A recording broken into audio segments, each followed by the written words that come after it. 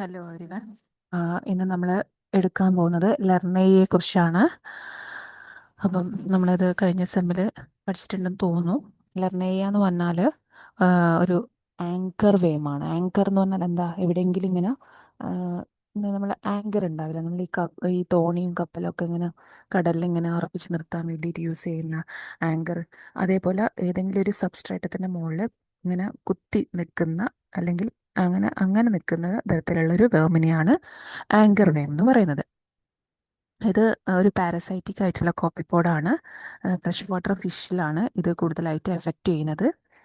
ഇത് actually common name അനുസരിച്ച് Crustacea not a worm. ഇതൊരു ക്രസ്റ്റേഷ്യ ആണ്, പക്ഷേ വേം അല്ല. ദെൻ ഇതിൻ്റെ ടാക്സോണിക് പൊസിഷൻ പറയുകയാണെങ്കിൽ kingdom Animalia, phylum Arthropoda, sub phylum kingdom Animalia, phylum Arthropoda, sub phylum Crustacea, class ഹെക്സാനോപ്ലിയ.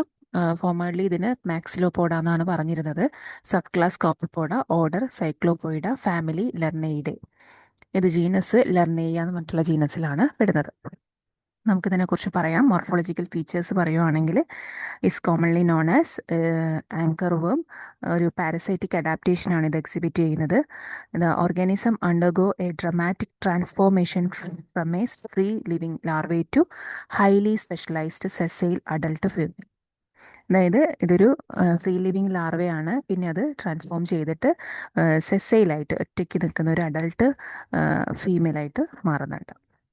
ഇനി അഡൾട്ട് ഫീമെയിലിൻ്റെ മോർഫോളജി പറയുവാണെങ്കിൽ മെയിനായിട്ട് അഡൾട്ട് ഫീമെയിലിൽ നമ്മൾ ഒബ്സർവ് ചെയ്യുന്നത് ഫിഷിലാണ്. ഫിഷിൻ്റെ ഡിസെക്ഷനൊക്കെ നിങ്ങൾക്ക് ചെയ്യുന്ന സമയത്ത് നിങ്ങൾക്ക് കാണാൻ പറ്റുമായിരിക്കും ഈ ഒരു ആങ്കർ വേമിനെ. ഒരു പെർമനൻറ്റ് പാരസൈറ്റ് ആണ് ഈ ഒരു ലെർനെയ എന്ന് പറയുന്നത്. അതിനനുസരിച്ച് ആ പാരസൈറ്റ് എന്ന് പറഞ്ഞാൽ ഏതെങ്കിലും ഒരു ഹോസ്റ്റ് ബോഡിനെ ഡിപ്പെൻഡ് ചെയ്ത് ജീവിക്കുന്നത്. അതിനനുസരിച്ച് ഇതിൻ്റെ ബോഡി മോഡിഫൈ ചെയ്തിട്ടുണ്ട് എഗ് പ്രൊഡ്യൂസ് ചെയ്യാനും വേറൊരു ഹോസ്റ്റ് ബോഡിയിൽ അറ്റാച്ച് ചെയ്യാനും തരത്തിലുള്ള ബോഡി ഫീച്ചേഴ്സൊക്കെ ഇതിൻ്റെ ബോഡിയിൽ കാണുന്നുണ്ട്. അതുപോലെ തന്നെ മെയിനായിട്ടൊരു ക്രസ്റ്റേഷ്യയിൽ കാണുന്ന ഫീച്ചേഴ്സ് ഒന്നും തന്നെ ഇതിന് ഉണ്ടാവില്ല. ഉണ്ടാവാം, പക്ഷെ ചിലതൊക്കെ ലോസിങ് ആയിരിക്കാം. ഇനി ആങ്കർ വേം എന്ന് വിളിക്കാൻ കാരണം ഇതിൻ്റെ ബോഡിയിലൊരു ഹോൺ ഉണ്ട്, cephalic horn. Cephalic means head റീജിയനിലാണ് ആ ഹോൺസ് പ്രസൻ്റ് ആയിട്ടുള്ളത്. അത് വെച്ചിട്ടാണ് ഇത് ഒരു സബ്സ്ട്രേറ്റത്തിൻ്റെ മുകളിലോ അല്ലെങ്കിൽ ഹോസ്റ്റ് ബോഡിയുടെ മുകളിൽ ആങ്കർ ചെയ്ത് കാണുന്നത്. ഇതാണ് അതിൻ്റെ ഏറ്റവും മോസ്റ്റ് ഡിഫൈനിങ് ആയിട്ടുള്ള ഫീച്ചർ എന്ന് പറയുന്നത്. ഹെഡിൽ, അതായത് സെഫാലിക് റീജിയനും തൊറാസിക് റീജിയനും കൂടി കമ്പോസ് ചെയ്തിട്ട്, അതായത് രണ്ടും കൂടി എന്താണ് ഫ്യൂസ് ചെയ്തിട്ട് സെഫാലോതൊറാക്സ് എന്നാണ് നമ്മൾ പറയുന്നത്. It is modified into 4 branches. പിന്നെ ഈ ഹോൺ എന്ന് പറയുന്നത് കൈറ്റിൻ എന്ന് പറഞ്ഞിരിക്കുന്ന പ്രോട്ടീൻ കൊണ്ടാണ് കമ്പോസ് ചെയ്തിരിക്കുന്നത്. അതുകൊണ്ട് തന്നെ നല്ല നല്ല ഹാർഡായിട്ട് ഇരിക്കും. Chitinous horn that embedded deep into the host muscle tissue to provide a firm grip. പിന്നെ ഇതിൻ്റെ പറയാനുള്ളത് ഇതിൻ്റെ ബോഡി എങ്ങനെയാണെന്നുള്ളത്. ഇലോങ്ങേറ്റഡ് ആയിട്ടുള്ള ബോഡിയാണ്.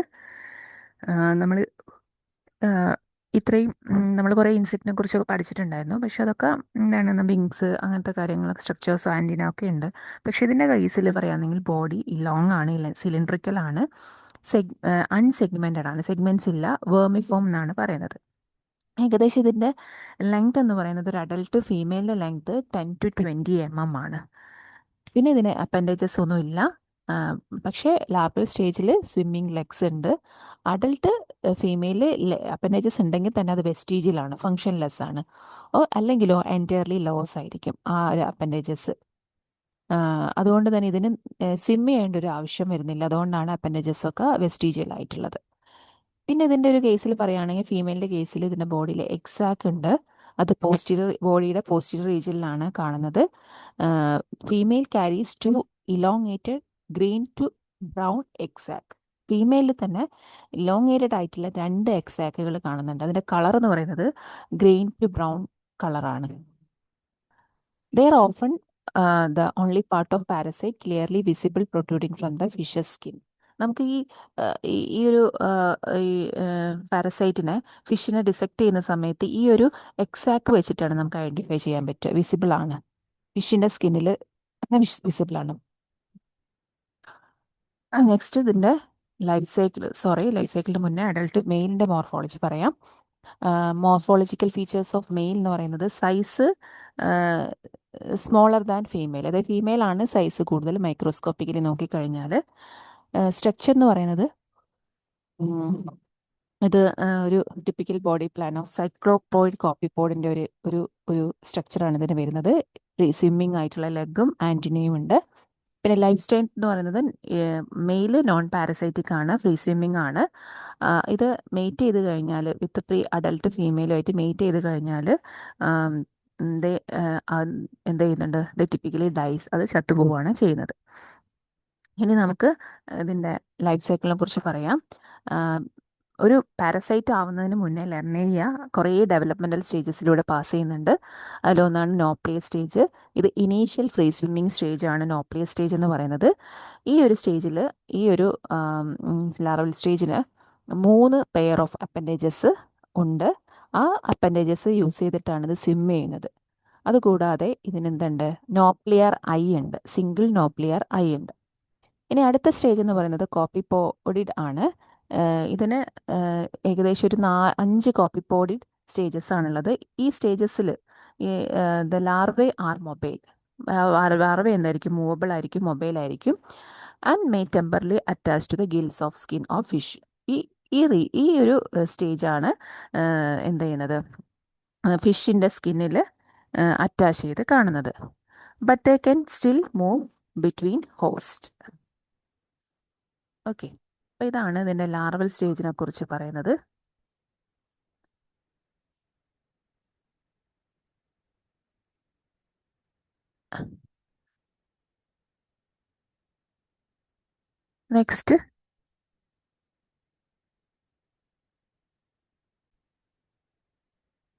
Next pathological features on the ഓസ്റ്റ് body എത്തിക്കഴിഞ്ഞാൽ ഇത് എന്തൊക്കെ പാത്തോളജിക്കൽ ഫീച്ചേഴ്സ് കാണിക്കുന്നുണ്ടെന്ന് പറയാം. നമുക്ക് ഫിഷിൽ ഇൻസിറ്റു ഒബ്സർവ് ചെയ്ത് കഴിഞ്ഞാൽ ഇത് എൻ്റർ ചെയ്യുന്ന സൈറ്റ് വിസിബിൾ ആയിരിക്കും. ഒരു വൂണ്ട് പോലെ, ഒരു പങ്ക്ചേർഡ് വൂണ്ട് പോലെ നമുക്ക് കാണാൻ പറ്റും. ഇതിന് ചുറ്റും, ആ വൂണ്ടിന് ചുറ്റും ഇൻഫ്ലമേഷൻസോ അല്ലെങ്കിൽ റെഡ്നെസ്സോ സ്മോൾ അൾസേഴ്സ് കാണാൻ പറ്റും. പിന്നെ ഇത് അറ്റാച്ച് ചെയ്യുന്ന പോയിന്റിൽ, അതായത് ഫിഷിൻ്റെ ബോഡിയിൽ ഏതെങ്കിലും റീജിയനിലാണ് ഇത് അറ്റാച്ച് ചെയ്യുന്നത്, ഗില്ലിലോ ഏതെങ്കിലും റീജിയനിൽ. This parasite typically attaches with scales are smaller or skin is softer. അവിടെ സ്കെയിൽസ് സ്മോളറും സ്കിന്ന് സോഫ്റ്റും ആയിരിക്കും. Such as a base of pectoral or dorsal fin. Then ഇത് അറ്റാച്ച് ചെയ്ത് കഴിഞ്ഞാൽ പിന്നെ സെക്കൻഡറി ഇൻഫെക്ഷൻസ് ഉണ്ടാക്കാനുള്ള ചാൻസസ് കൂടുതലാണിത്. Because the anchor destroy host tissues. Anchor എന്ത് ചെയ്യുന്നുണ്ട്, ഇങ്ങനെ കുത്തി ഇറക്കുന്ന സമയത്ത് ആ ഹോസ്റ്റിൻ്റെ ടിഷ്യൂസിനെ മൊത്തമായിട്ട് ഡിസ്ട്രോയ് ചെയ്യുകയും അവിടെ വേറെ തരത്തിലുള്ള ബാക്ടീരിയാസ്, എയ്റോമൊണാസ് പോലെയുള്ള ബാക്ടീരിയ, അതേപോലെ സാപ്രോലിജിനെ പോലെ ഫഞ്ചൈസിൻ്റെ കോളനി അവിടെ ഫോം ഉണ്ടാവുന്നുണ്ട്, ഫ്രീക്വൻ്റ് ആയിട്ട് കാണുന്നുണ്ട്. നെക്സ്റ്റ് പറയുന്നത് പത്തോളജിക്കൽ ഇമ്പോർട്ടൻസ്. ഇത് എന്തൊക്കെ ഡയറക്റ്റ് ഡാമേജ് ആണ് ഉണ്ടാക്കുന്നതെന്ന് നോക്കാം. ഫസ്റ്റ് ടിഷ്യൂ ഡിസ്ട്രക്ഷൻ ആണ് ഉണ്ടാക്കുന്നത്. As a female embed her head, she physically tear through the epidermis and dermis anchoring into the underline musculature. അതായത് ഞാൻ നേരത്തെ പറഞ്ഞ പോലെ ഇതെവിടെയാണോ വൂണ്ട് ഉണ്ടാക്കി അല്ലെങ്കിൽ പങ്ക്ചർ ഉണ്ടാക്കിയിട്ട് കയറുന്നത്, ആ റീജിയനിലുള്ള സ്കെയിൽസ് എല്ലാം വളരെ സ്മോൾ ആയിരിക്കും. ആ ഒരു സ്കിന്നിൻ്റെ എപ്പിഡെർമിസ് അല്ലെങ്കിൽ ഡെർമിസ് പോർഷനിൽ വരെ ഇത് എന്ത് ചെയ്യുന്നുണ്ട്, ആങ്കർ ചെയ്തിട്ട് അവിടെയുള്ള മസ്കുലേച്ചറിന് മൊത്തം എന്ത് ചെയ്യുന്നുണ്ട്, ഇത് ഡാമേജ് ഉണ്ടാക്കുന്നുണ്ട്, ഫിസിക്കലി ഡിസ്ട്രക്ഷൻ ഉണ്ടാക്കുന്നുണ്ട്. പിന്നെ അടുത്തത് ഹെമറേജിങ് ആണ്. ഇത് സ്കിന്നിൻ്റെ ഉള്ളിലേക്ക് പെനിട്രേറ്റ് ചെയ്ത് കയറിക്കഴിഞ്ഞാൽ ആ റീജിയനിൽ ബ്ലീഡിങ് ഉണ്ടാവുന്നുണ്ട്, ലോക്കലൈസ്ഡ് ബ്ലീഡിങ്. പിന്നെ ഹെമറ്റാമോസ് ഉണ്ടാവുന്നുണ്ട്, ചെറിയ ചെറിയ ബ്ലഡിൻ്റെ ഒരു ഫോംസ് തന്നെയാണ് ഉണ്ടാവുന്നത് ആ സൈറ്റിൽ. ദെൻ അടുത്തത് ഇൻഫ്ലമേറ്ററി റെസ്പോൺസ് ഉണ്ടാക്കുന്നുണ്ട്, ഇൻറ്റൻസ് ഇൻഫ്ലമേഷൻസ് ഉണ്ടാക്കുന്നുണ്ട്, റെഡ് സോർ അപ്പിയറൻസ് ഉണ്ടാക്കുന്നുണ്ട്. പിന്നെ കുറേ കാലം അതിങ്ങനെ വരുവാണെങ്കിൽ ഫൈബ്രസ് ക്യാപ്സ്യൂൾ ആയിട്ട് മാറി ആങ്കർ ഹോൺ എന്ത് ചെയ്യുന്നുണ്ട്, ഫൈബ്രസ് ക്യാപ്സ്യൂൾ ഉണ്ടാക്കുന്നുണ്ട് within the muscles. Then physiological stress mortality ഉണ്ടാക്കുന്നുണ്ട്. ഓസ്മോ റെഗുലേറ്ററി ഫെയിലേഴ്സ്, അതായത് ഈ പങ്ക്ചർ ആയിട്ടുള്ള വൂണ്ട് ഫിഷിന് അതിൻ്റെ വാട്ടർ ബാലൻസ് അല്ലെങ്കിൽ സോൾട്ട് ബാലൻസ് മെയിൻറ്റെയിൻ ചെയ്യാനുള്ള കേപ്പബിലിറ്റി കുറയ്ക്കുന്നുണ്ട്. ഇതെല്ലാം ഒരു ക്രിട്ടിക്കൽ ഇഷ്യൂ ആണ് ഫ്രഷ് വാട്ടർ സ്പീഷീസിൽ. പിന്നെ അനീമിയ, ഇതൊരു പ്രൈമറി ബ്ലഡ് ഫീഡർ അല്ല. ചില ലീച്ചസിൽ ഹെവി ഇൻഫെസ്റ്റേഷൻ ആണ്. ഇത്തരത്തിലുള്ള ബ്ലഡ് ലോസും അതുപോലെ തന്നെ ജനറൽ വീക്ക്നെസ്സും അനീമിയ ഉണ്ടാക്കുന്നുണ്ട്. പിന്നെ അടുത്തത് റെസ്പിറേറ്ററി ഡിസ്ട്രെസ് ഉണ്ടാക്കുന്നുണ്ട്.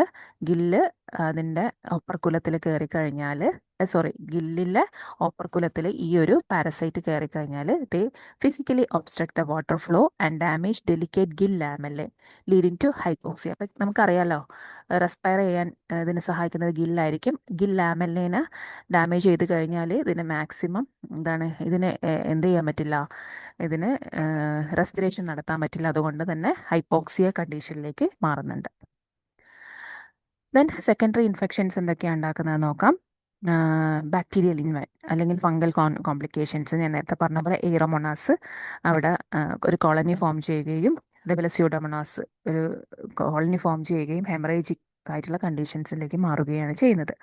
ഇനി ഫംഗൽ കോംപ്ലിക്കേഷൻസ് സാപ്രോലിജിന ഒരു കോട്ടൺ വൂൾ ഡിസീസ് ഉണ്ടാക്കുന്നുണ്ട്.